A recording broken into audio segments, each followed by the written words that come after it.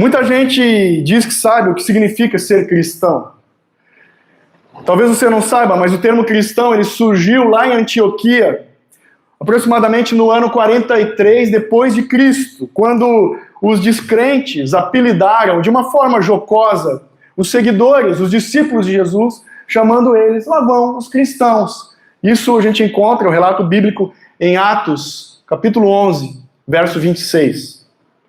Talvez você saiba que o IBGE, numa última pesquisa do ano de 2022, apontou que 86,8% dos brasileiros se dizem cristãos.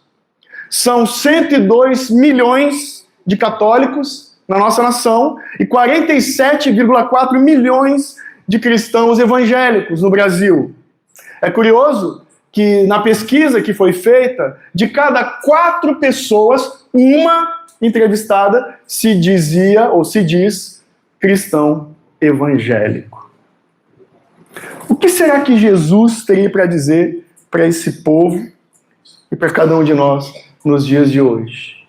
Eu peço que você abra a sua Bíblia comigo, no Evangelho de Mateus, no capítulo 7. Mateus 7, nós vamos ler dos versos 21 até o 23. Mateus 7, 21 ao 23. E você que encontrou, eu peço que se coloque de pé para nós lermos todos juntos, de forma reverente.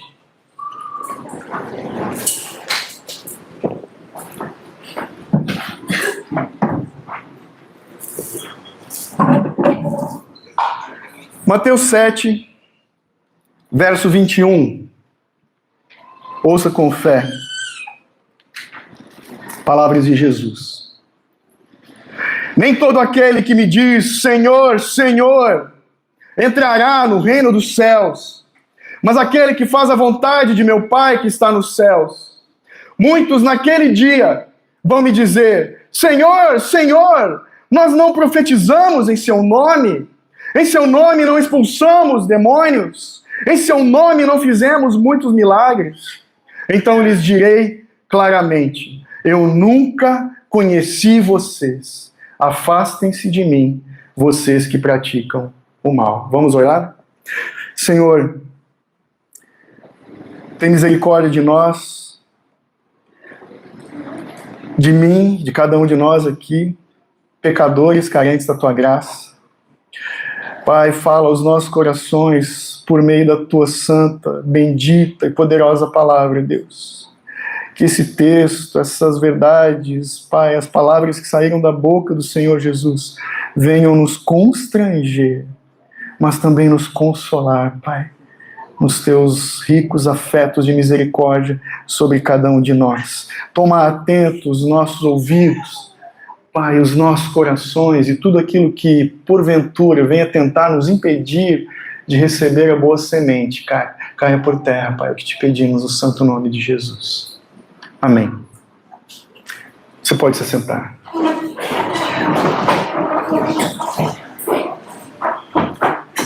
Eu tenho para mim que esse é um dos textos mais pesados que eu já preguei na minha vida. Eu tenho para mim que esse é um dos textos mais importantes que há no bendito Evangelho de Cristo Jesus. Veja, observe que aqui nesse texto, Jesus ele não está falando com os incrédulos. Jesus ele não está falando para os ateus, para os céticos, ou para aqueles que o rejeitam, não.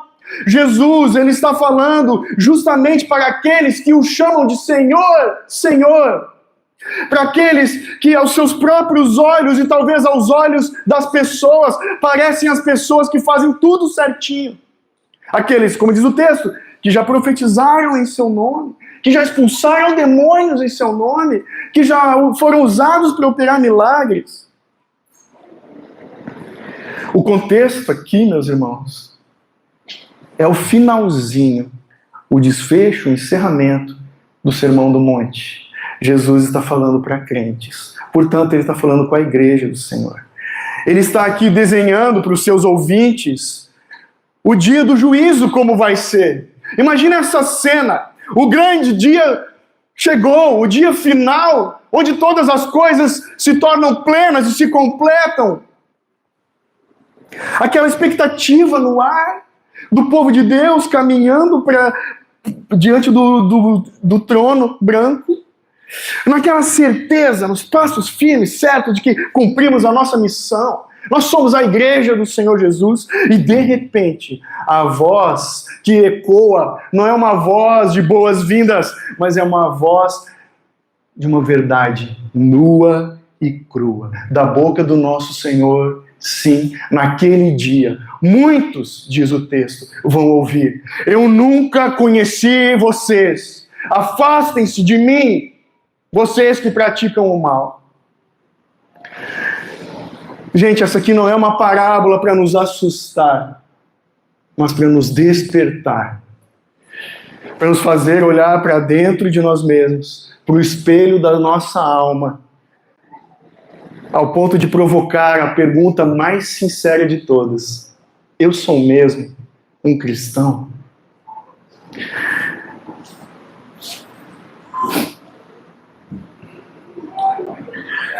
O que realmente importa, meus irmãos? Será que é uma performance religiosa? Será que é a lista dos meus bons feitos que eu faço diante de Deus? Ou será que o que de fato importa é algo muito mais profundo, mais íntimo, muito mais transformador? Hoje, esse texto, o Senhor nos convida a mergulharmos juntos para fazermos um raio-x da nossa fé. Não para apontar o dedo para ninguém, veja bem, não para apontar o dedo para ninguém, mas para que cada um de nós possa, com humildade, com coragem, examinar o próprio coração.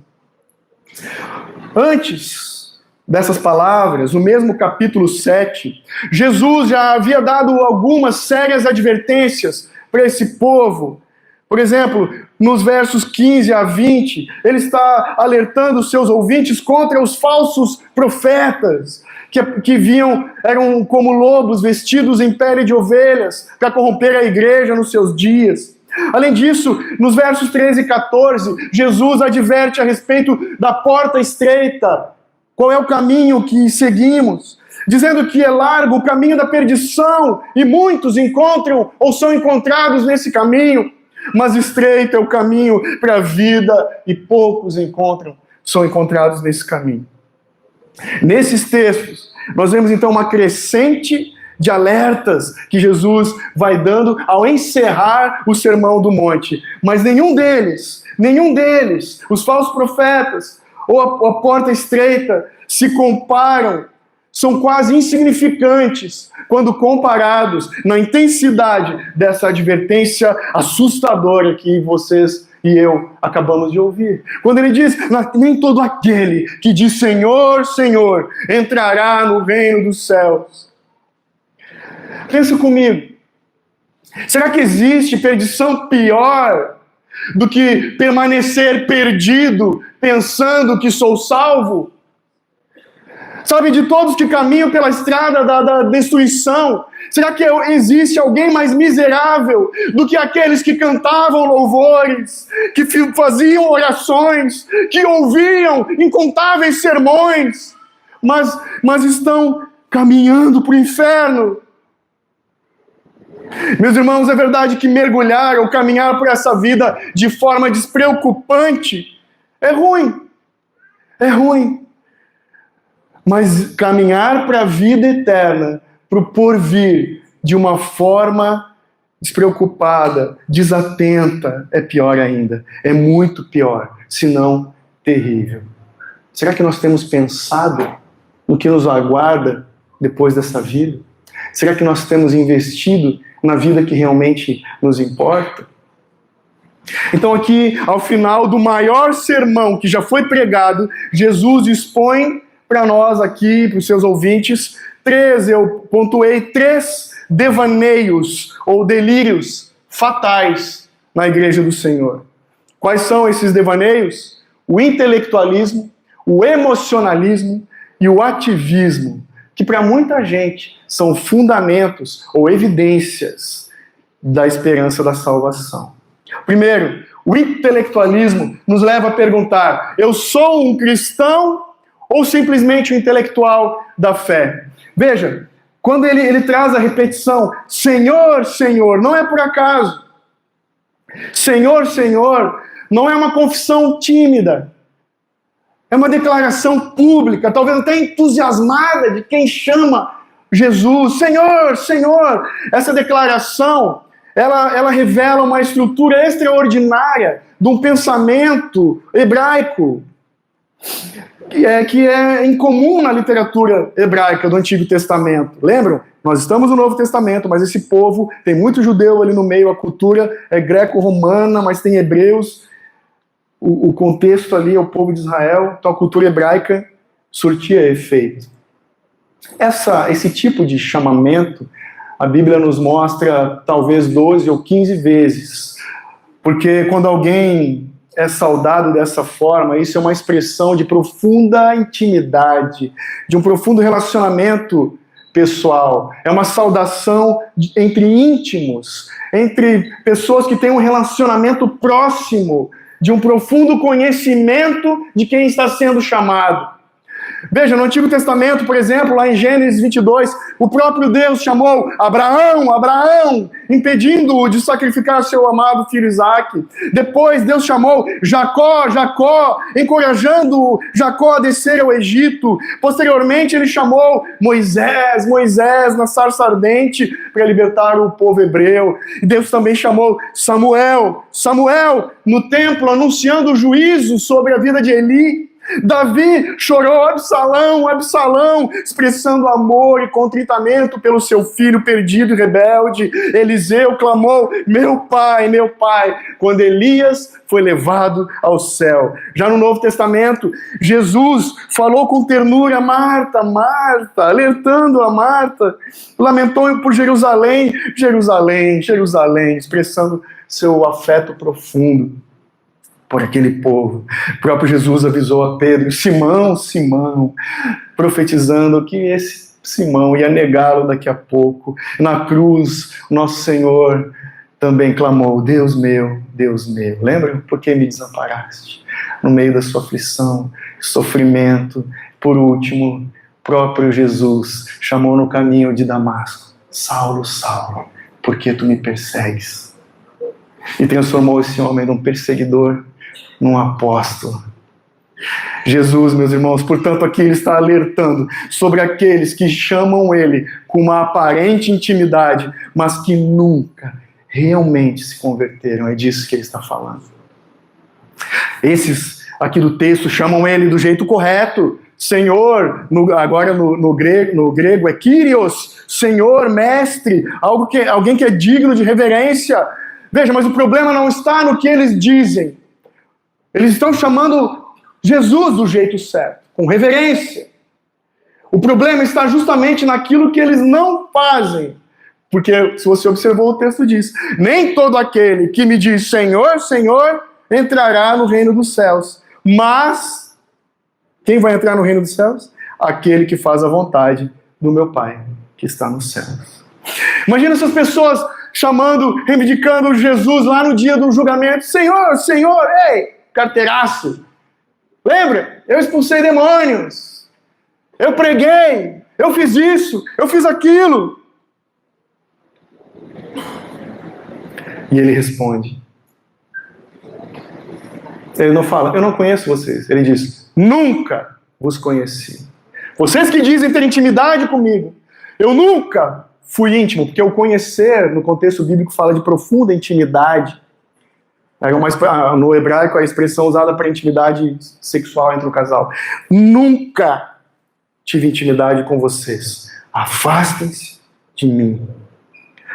Isso indica que somente a doutrina correta, meus irmãos, só o saber da doutrina não é suficiente. Jesus, ele destaca a insuficiência do simples intelectualismo. Muitos afirmam, eu conheço isso, eu conheço aquilo, eu sei, por isso eu sou salvo. Chamam Jesus da forma correta, Senhor. Acreditam que invocar corretamente o nome de Jesus prova sua ortodoxia. Tem conhecimento das Escrituras. Leem os livros corretos e recomendados. Até assistem os podcasts de teologia recomendados. Mas apesar disso, Reconhecer Jesus como Senhor não garante entrada no reino dos céus. A mensagem aqui é clara. Conhecer doutrinas, saber versículo de cor, conceitos corretos, tudo isso é insuficiente para a vida eterna.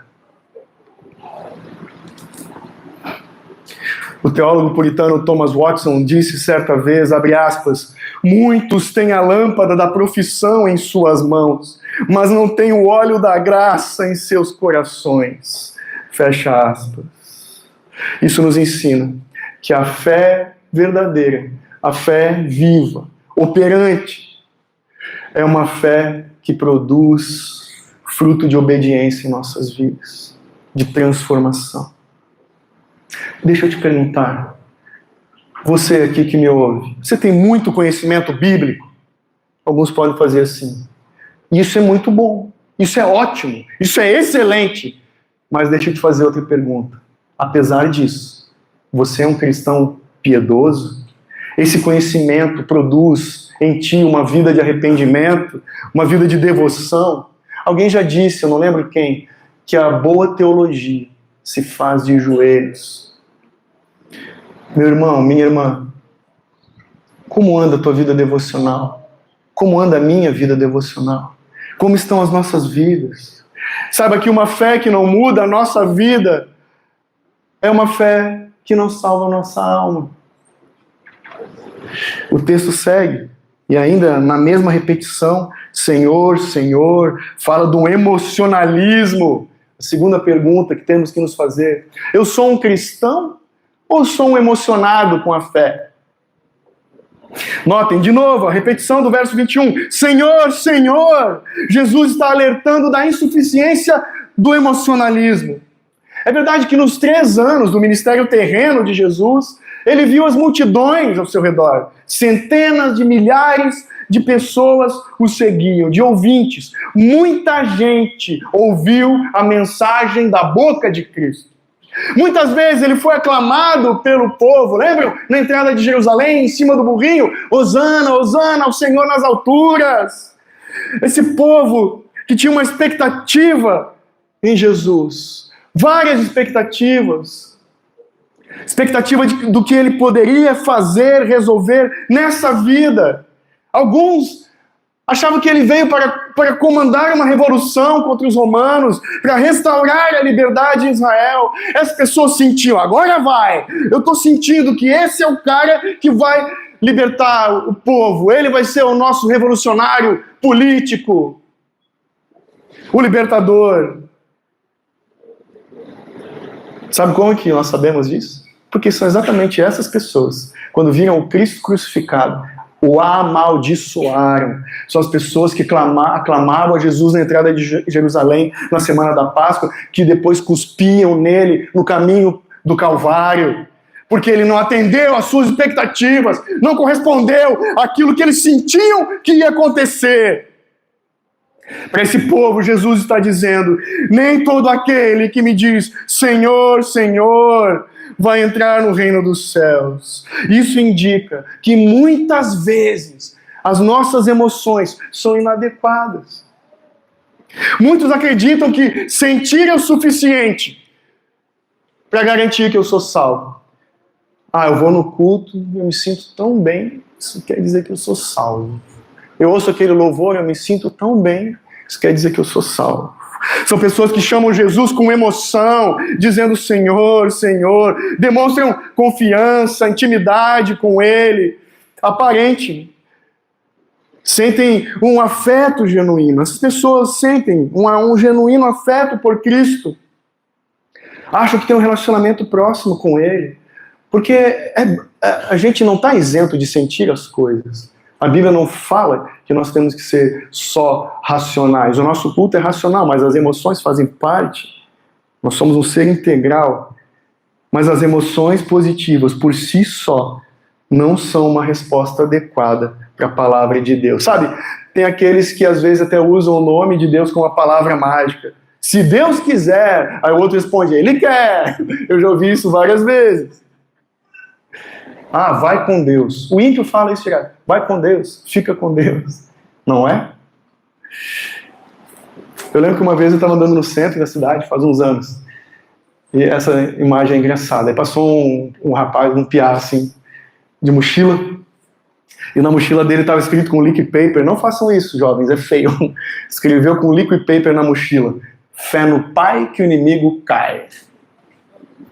É esse tipo de gente emocionada. Falam, usam o nome de alguém que não conhecem. De novo, o problema não está no que essas pessoas dizem, mas no que elas não fazem. Nem todo aquele que diz Senhor, Senhor vai entrar no reino dos céus, mas aquele que faz a vontade de meu Pai que está nos céus. Deixa eu te perguntar, meu irmão, minha irmã, você é um adorador? Todo mundo nessa hora tinha que dizer que sim, porque todos nós somos adoradores. O Mark Driscoll escreveu uma vez no livro dele, que eu li, que todo ser humano é um adorador. Existem aqueles que adoram ao Criador e aqueles que adoram as coisas criadas. Então você é um adorador? Você é daquele tipo de crente que ora, que se derrama, que chora, que louva a Deus o tempo todo? Isso é bom, muito bom. Mas deixa eu te perguntar, você conhece de verdade o Deus a quem você adora? Conhece mesmo? Meus irmãos, uma coisa que me deixa muito triste, preocupado, é que quando nós entrevistamos novos membros e pessoas, e quando a gente conversa, cara, eu não vou exagerar, eu vou falar que 99,9% de nós temos dificuldade com a disciplina da leitura da palavra de Deus. Algo que se perdeu e tem se perdido na igreja contemporânea. E eu fico triste com isso. Aqui é um desabafo. Quanta gente vai, não só na nossa igreja, em outras igrejas por onde eu ando, que não leva a sua Bíblia. Ah, pastor, mas está no celular a minha Bíblia. Tudo bem, pode usar no celular, mas eu te pergunto, tu não vai no banheiro, tu não leva o teu celular para o banheiro também?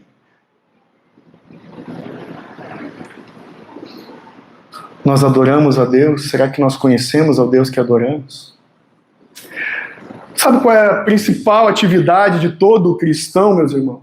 É conhecer e se deleitar no seu Criador. Então eu te pergunto, como que anda o teu tempo de meditação, de estudo na palavra de Deus? Estudo. Porque quando aparece um concurso para nós, uma oportunidade profissional, cara, a gente faz de tudo para estudar, para passar naquele concurso. Agora, palavras de vida eterna. Aquilo que nos purifica, nos lava, o pão que nos sustenta e alimenta, está lá na estante pegando pó. Isso quando a gente tem uma Bíblia em casa. Por outro lado, existem também aqueles que fundamentam a sua fé em estar fazendo algo para Deus. É o ativismo. Terceira pergunta. Eu sou um cristão ou um ativista da fé? Ah, pastor, mas eu aprendi das 5 linguagens do amor e tem a linguagem do serviço. Deus tenha misericórdia, Deus te perdoe disso, porque eu também já fui desse aprendiz. Muitos naquele dia, verso 22, vão dizer, Senhor, Senhor, nós não profetizamos em teu nome, em seu nome não expulsamos demônios, em seu nome não fizemos muitos milagres. Quem disse que fazer algo em nome de Deus ou para Deus faz de alguém um cristão? É óbvio que a gente tem que praticar boas obras. É óbvio que nós temos que nos dispor a servir, porque somos servos de Cristo. É óbvio que está errado aquele que só frequenta, consome e não faz nada, não serve aos outros. Mas só fazer coisas para Deus não significa que essa pessoa é cristão. Por exemplo, tem um médico aqui da cidade famoso que todo fim de ano ele faz uma boa ação de comprar muitos presentes para dar para as crianças carentes. E ele se diz um cristão. Quanta gente você conhece que se diz cristão simplesmente pelo fato de falar? Eu já ouvi isso, talvez você também. As pessoas que dizem, é claro que eu sou cristão. Nunca roubei, nunca matei, não traio a minha mulher.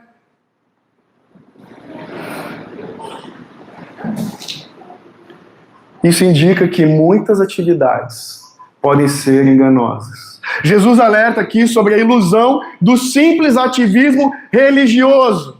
Muitos acreditam que realizar grandes obras para Deus garantem a salvação. Fiz grandes coisas, portanto eu sou salvo. E aqui eu me seguro para não falar da grama do vizinho, é só entre nós aqui. Mas você também está pensando.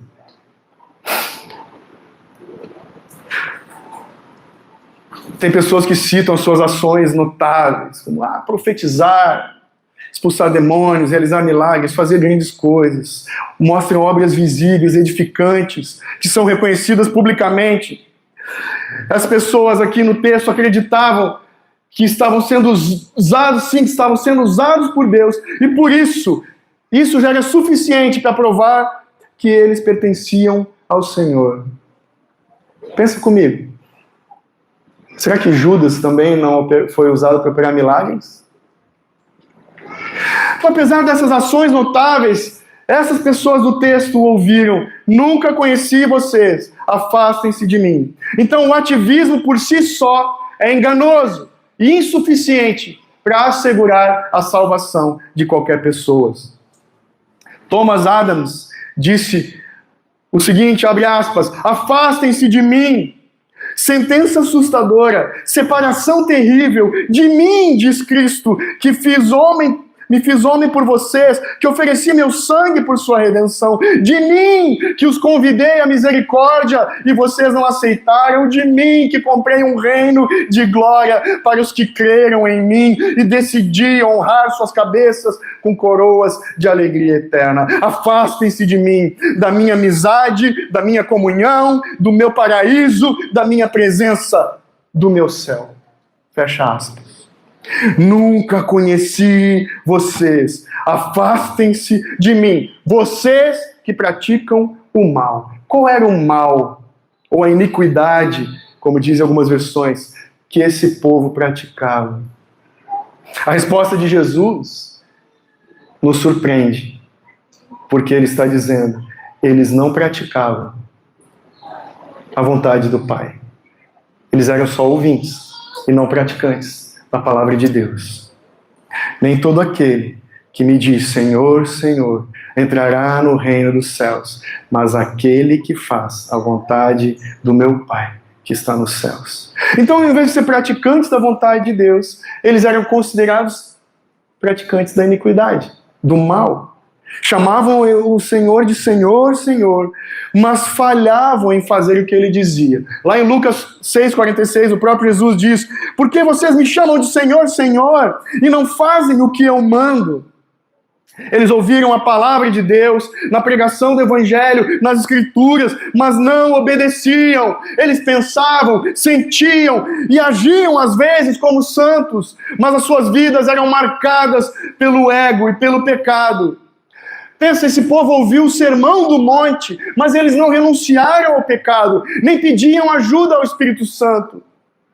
Pensa comigo, se esse povo aqui ouviu da boca do melhor pregador, o maior sermão de todos, mais completo de todos os sermões, e caminhava desse jeito, o que resta para nós? Pesado. Será que eu e você somos diferentes deles? Ou também somos simples ouvintes que continuam na prática da iniquidade e não na prática da vontade de Deus? Mas todo domingo eu vou para a igreja e eu ouço uma pregação fiel do Evangelho, louvado seja Deus por isso. Mas na segunda-feira, como que eu caminho? Quem é você? Quem sou eu? Quem somos nós quando ninguém está olhando? Vou para a igreja, louvo a Deus, tenho comunhão com os irmãos, ouço a pregação do Evangelho, mas na segunda eu continuo matando tempo no meu serviço, enganando o meu chefe. Eu, empresário, continuo sonegando imposto, eu continuo fazendo fofoca da vida dos outros, continuo mentindo para os meus pais, eu continuo amaldiçoando as pessoas e todas as coisas, eu continuo causando um caos na minha casa, eu continuo vegetando horas e horas na rede social, sem ler a palavra de Deus, eu continuo olhando pornografia, eu continuo praticando sexo sem ser casado, eu continuo criticando a vida dos outros, continuo. Meus irmãos, a Bíblia toda nos mostra, nos ensina que a fé verdadeira, ela produz obediência. O próprio Jesus, a própria palavra diz em 1 Pedro 1,15, citando Levítico 11, 44 e 45, sejam santos, porque eu sou santo. Se o Evangelho não mudar a nossa vida, nós podemos estar vivendo um sonho da destruição, uma ilusão, um delírio religioso.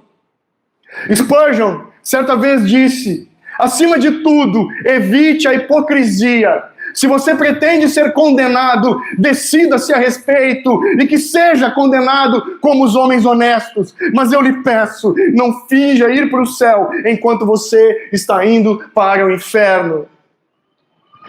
Eu sei que é verdade que basta uma única decisão, uma única resposta ao chamado do Senhor para seguirmos a Cristo. Mas uma única decisão autêntica, genuína, verdadeira, de fé, ela é seguida de decisões diárias de seguirmos a Cristo.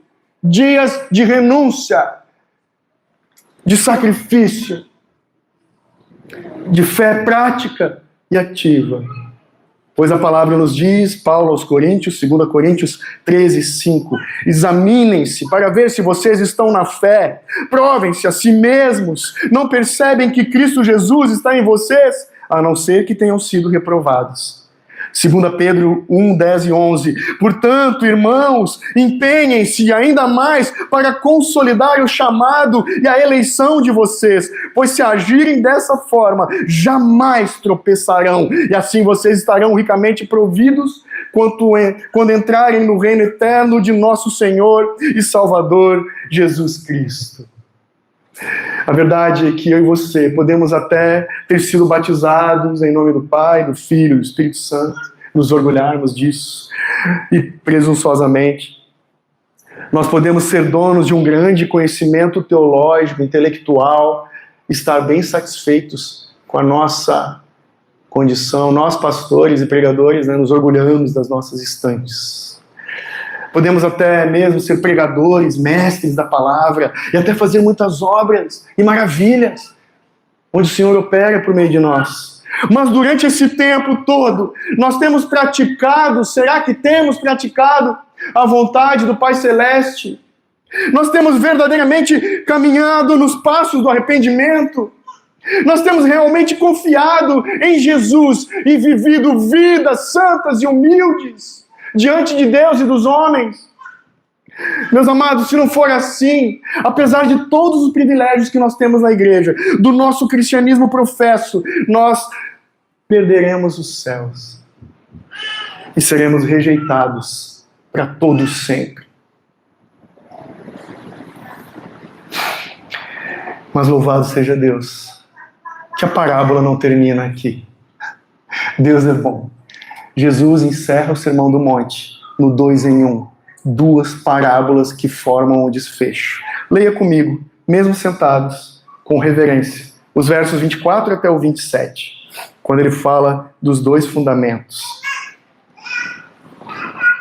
Eu quero que você preste atenção numa conexão que há no verso 21, quando ele tem um bendito mas. Quando ele fala, mas aquele que faz a vontade do Pai, agora ele vai desenrolar isso aqui, quando nós encontramos no verso 24, um bendito pois, diz assim, todo aquele pois que ouve essas minhas palavras e as pratica, será comparado a um homem prudente, que construiu a sua casa sobre a rocha. Caiu a chuva, transbordaram os rios, sopraram os ventos e bateram com força contra aquela casa. E ela não desabou, porque tinha sido construída sobre a rocha. E todo aquele que ouve essas minhas palavras e não as pratica, será comparado a um homem insensato, que construiu a sua casa sobre a areia. Caiu a chuva, transbordaram os rios, sopraram os ventos e bateram com força contra aquela casa, e ela desabou, sendo grande a sua ruína. Então aqui ele fala dos dois fundamentos, os dois tipos de construtores, o praticante e o ouvinte, o sensato e o insensato, os dois tipos de solo, rocha, areia. E nós aprendemos aqui, nessa parábola, de uma forma bem prática e objetiva, dois princípios. Primeiro, praticar é fazer a vontade do Pai. Jesus não ensina nessa parábola que a vida cristã se resume nas obras que fazemos. Não fazemos obras para alcançar a salvação, mas as obras que fazemos, as boas obras, são a evidência de que fomos salvos. Edificar, construir, significa crer, confiar na obra da graça operante de Deus por meio de Cristo em nós. Ele está falando porque no contexto hebraico e também em grego, adoração e trabalho é a mesma coisa. Adoração, fé, constância de fé em Jesus, na obra de Cristo, em todo o tempo. 2, segundo princípio que aprendemos, é que a religião verdadeira, ou a evidência de um cristão, é aquela que é capaz de resistir no dia da provação. O homem que ouve o ensino cristão, mas nunca passa da fase de ouvir, ele é semelhante ao homem insensato, que edificou a sua casa na areia. É isso que Jesus está falando. Ele se contenta unicamente em ouvir e aprovar. Isso é bom, eu gosto do que eu estou ouvindo, mas ele não vai além disso. Então, por ter alguns sentimentos, convicções, desejos de natureza espiritual, ele imagina que tudo vai bem com a sua alma. E ele confia nessas coisas. Ele nunca rompe, de fato, com o pecado, ou põe de lado o espírito mundano. Ele, na verdade, nunca se apropria de Cristo. Ele nunca toma realmente a sua cruz. Ele é ouvinte da verdade. Nada além disso. Qual é o fim da religiosidade desse homem? Totalmente demolida na primeira onda que vem. Na primeira zica, advertência, tribulação. Na hora da maior necessidade, a sua religião desaba, deixa ele desamparado completamente. Como uma fonte seca, como um barco que naufragou num banco de areia. Essa pessoa, esse homem que se dizia cristão, ele é um escândalo para a igreja, uma zombaria na boca do incrédulo e uma vergonha para o evangelho, uma miséria para si mesmo.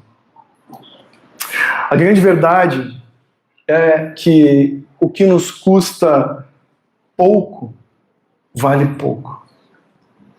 Qual é o valor que nós damos para a obra de Cristo? Uma religião que não nos custa nada, que não consiste em outra coisa, senão ouvir sermões, sempre vai ser uma atividade inútil se a minha, a tua fé se resume em ouvir sermão de domingo em domingo. É uma fé falsa. Edificar, construir, não significa, de novo, que a fé se alcança por obras de mãos humanas. Mas aqui ele deixa claro que o fundamento da vida eterna não está no próprio homem, mas em Cristo e na sua palavra, a rocha eterna. A parábola aqui nos mostra que é sobre esse alicerce. Que alicerce é esse? Obediência confiante em Cristo. Sobre esse fundamento que nós devemos construir toda a nossa vida e toda a nossa esperança. Vejam, o anúncio do juízo dos incrédulos, portanto, ele não é só uma advertência implacável que Jesus está dando. Nós temos que ler esse texto e ver ele como uma bênção, uma expressão da misericórdia de Deus. É um apelo sincero ao arrependimento, enquanto nós ainda vivemos no tempo da graça. Deixa eu te perguntar algumas aplicações práticas. Você sabe onde você está edificando a sua fé, meu irmão? Sobre a rocha ou sobre a areia? Qual é o fundamento da tua fé? Veja quanta gente existe que vai todo domingo para a igreja, roupas de ir na igreja, Bíblia na mão, quando leva a Bíblia, né? E mesmo assim estão caminhando no caminho largo da perdição. Será que nós temos aqui entre nós, algum cristão intelectual, quem sabe um emocional, ou um ativista? Eu não sei vocês, mas eu já fui cada um desses aqui. Na minha caminhada de fé com o Senhor, eu já fiz muita bobagem. Eu já fui muito emocionado na fé. Eu já fui muito ativista na fé e eu achava que estava tudo certo. E não há muito tempo, e essa é uma tentação para nós que pregamos e gostamos de estudar, durante muito tempo. Eu fui esse intelectual da fé. Sendo pastor. Isso é uma vergonha. Talvez alguns de nós aqui sejamos como intelectual da fé. Sabe muito de teologia, expert em história de Israel, mestre em geografia bíblica, sabe tudo da reforma protestante, mas não tem a sua vida derramada aos pés do Senhor, não tem intimidade com Deus, conhece o Senhor na teoria, é como um filho distante, não passa de um bastardo. Talvez alguém aqui seja o emocionado na fé, vive a vida de culto em culto, de evento em evento, nos outros dias, no cotidiano, vive uma vida de fé seca, enfadonha, não tem nada de diferente do ímpio. Ou talvez alguém entre nós seja como ativista da fé, está o tempo todo fazendo algo para Deus, serve na igreja, manda mensagem para quem faltou no culto, posta verso bíblico todo dia no Instagram, visita enfermo, toma café com a viúva, ajuda na entrega da cesta básica. Ufa! Mas não tem tempo para mais nada. Não tem tempo de ler a Bíblia, não tem tempo de orar ao Senhor. O que nos resta? O que sobra para nós? Qual é a boa notícia desse texto? Qual é a solução para nós? Meus irmãos, saibam que nem eu, nem vocês, jamais seremos justos o suficiente para agradar a Deus. A resposta para esse dilema, Jesus já deu. Lá no início do sermão, talvez você se lembre. Como que Jesus iniciou o Sermão do Monte? Lá em Mateus 5:3. Louvado seja Deus. Bem-aventurados os pobres em espírito, porque deles é o reino dos céus. Quem são esses pobres em espírito? Aqueles que reconhecem a sua miséria e clamam por misericórdia. Aqueles que edificam, que fundamentam, que consolidam a sua fé na obra de Cristo somente, não no seu conhecimento, não nas suas emoções, não nas suas atividades de fé. São esses, que nós sejamos como esses pobres em espírito, todo dia, não só quando a gente está aqui na igreja reunido. É verdade que Deus, o Senhor, o Pai, ofereceu a única solução para a humanidade caída ao enviar o seu Filho amado, Jesus, o Cristo. Ele que é a rocha, a pedra angular, o alicerce, o firme fundamento da nossa fé e da nossa prática. Fé na perfeita obra consumada de Cristo. Ele é o fiel construtor. E a prática de conhecer, prosseguir em conhecê-lo e obedecer ao Deus que se revela de novo em sua palavra.